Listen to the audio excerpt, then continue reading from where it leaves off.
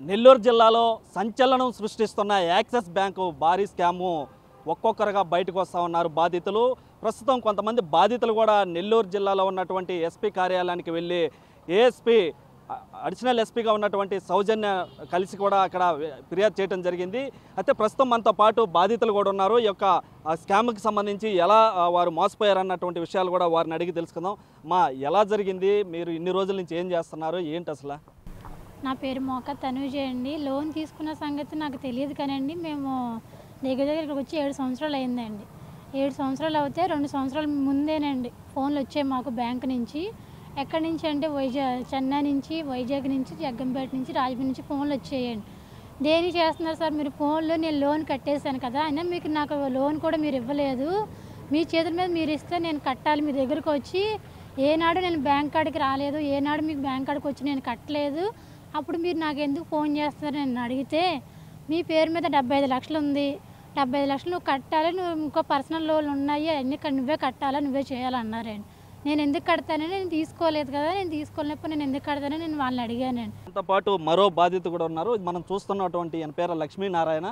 ఈయన్ని సాఫ్ట్వేర్ ఉద్యోగిగా చూపించి 74,000 జీతం అని చెప్పి ఫేక్ డాక్యుమెంట్ సృష్టించి తన దగ్గర నుంచి కూడా 14,90,000 రూపాయలు కూడా లోన్ తీసుకోవడం జరిగింది. ఆయన మాటలు కూడా తెలుసుకుందాం. సార్, మీకు ఎప్పుడు తెలిసింది సార్ ఇది? మీరు ఇప్పుడు గతంలో కూడా కేసు ఫిర్యాదు చేస్తున్నారు ముత్తుకూరు పోలీస్ స్టేషన్లో. ఇప్పుడు వరకు అయితే ఎలాంటి దర్యాప్తు కూడా ముందుకెళ్ళలేదని తెలుస్తుంది. మీకు ఏమంటారు అసలు? సార్, మాది సౌక్షర్ల.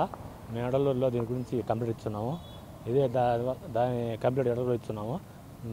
బ్యాంక్ వాళ్ళు వచ్చిందాకా మాకు తెలియదు. కొంతమంది వాసుదేవ నాయుడు మా ఊరికి వచ్చి లోన్ ఇస్తామని చెప్పారు. మా ఊరిలో ఒక పిల్లవాడి ద్వారా వాసుదేవానికి నెల్లూరుకి వచ్చాము.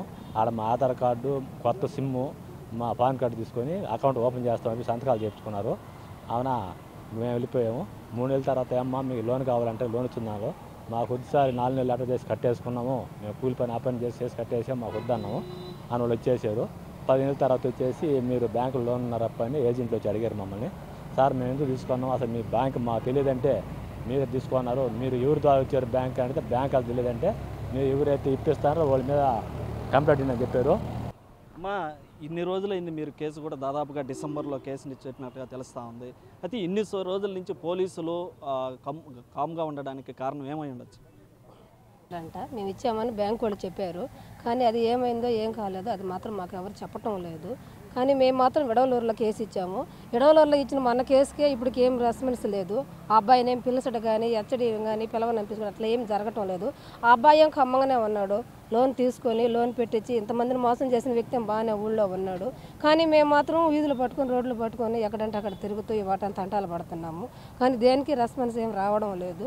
కానీ ఏదైనా మాకు సారే న్యాయం చేస్తాడని సార్తో కూడా మేము వెంటబడి తిరుగుతామన్నాము. అంటే ఇటు ఈ యొక్క బాధితులకి ఏదైతే కేటగాల చేతిలో మోసపోయినటువంటి బాధితులకు అండగా కూడా గిరిజన సంఘ నాయకులు పెంచలయ్య వారితో పాటు ఇటు ఎస్పీ ఆఫీస్కి కావచ్చు, ఈ విధంగా పబ్లిక్కి తీసుకురావడానికి ప్రధానంగా చెప్పవచ్చు. పెంచలయ్యను కూడా అడిగి, సార్ మీరు ఎలా ముందుకు వెళ్ళిపోతున్నారు, ఇలాంటి బాధితులు ఇంకా కూడా చాలామంది ఉన్నట్లు కూడా ఇప్పటికే పోలీసులు చెప్పడం జరుగుతుంది, బ్యాంక్ అధికారులు చెప్పడం జరుగుతుంది. ఏ విధంగా కార్యాచరణ ఉండబోతుంది, ఎలా ముందుకు వెళ్ళబోతున్నారు? ఏదైతే యాక్సిస్ బ్యాంక్ బాధితులు ఒక్కొక్కరుగా బయటకు వస్తూ ఉన్నారు. ఈ కుంభకోణం నెల్లూరు జిల్లాకే పరిమితం కాలేదు. చెన్నై, ఏపీ, తెలంగాణ అన్ని రాష్ట్రాల్లో ఈ యొక్క కుంభకోణం జరిగి ఉంది. ఈ యొక్క కుంభకోణం దాదాపు 500 కోట్ల మేర జరిగి ఉందనేది మాకున్నటువంటి ప్రాథమిక సమాచారం. ఈరోజు మేము అడిషనల్ ఎస్పీ గారిని కలిసి ఏదైతే ఈ కేసు దర్యాప్తుకు సంబంధించి, అలాగే బాధితులకు జరగాల్సినటువంటి న్యాయం, అలాగే ముద్దాయిలకు శిక్ష పడేటువంటి ఈ 3 అంశాలకు సంబంధించి మేము అడిషనల్ ఎస్పీ గారితో చర్చించాం. ఆ మేరకు బాధితుల పక్షాన బాధితులకు జరిగినటువంటి నష్టాన్ని వివరించడంతో పాటు బాధితుల పక్షాన లిఖితపూర్వకంగా ఫిర్యాదు చేయడం అనేది. ఏదైతే డిసెంబర్లో కేసు నమోదైనా కానీ ఇప్పటి వరకు పోలీసుల నుంచి కానీ బ్యాంకులో ఇంటర్నల్లో విచారణ కానీ ఎలాంటి వేగవంతంగా ఈ విచారణ చేయకపోవడం వల్ల చాలామంది నిరుపేదలు, నిరక్షరాస్యులైనటువంటి గిరిజన చాలామంది కూడా ఈ యొక్క లోన్లకు సంబంధించి బాధితులు అయితే ఇబ్బంది పడుతున్నారని, మరోపక్క ఇప్పుడే ఈ యొక్క ఏఎస్పీని కూడా కలిసి వారి మరోసారి ఫిర్యాదు చేయడంతో ఏఎస్పీ కూడా వారికి హామీ ఇచ్చినట్లు కూడా తెలుస్తూ ఉంది. అయితే దీని మీద కానీ 2 రోజుల్లో కానీ విషయం కార్యాచరణకు సంబంధించి 2 రాను రోజుల్లో విషయం కానీ తెలియకపోతే వారి మీద యాక్షన్ తీసుకోకపోతే డిఐజీ వరకు కూడా వెళ్ళేటువంటి పరిస్థితి ఉంటుంది. ఇంకా మరింత వేగంగా ఈ యొక్క బాధితులకి న్యాయం జరిగేదానికి ఎంత దూరమైన పోరాడతామని కూడా వారు చెప్తున్నటువంటి పరిస్థితి ఉంది. కెమెరామ్యాన్ మనోజ్తో సురేంద్ర, బిగ్ టీవీ, నెల్లూరు నుంచి.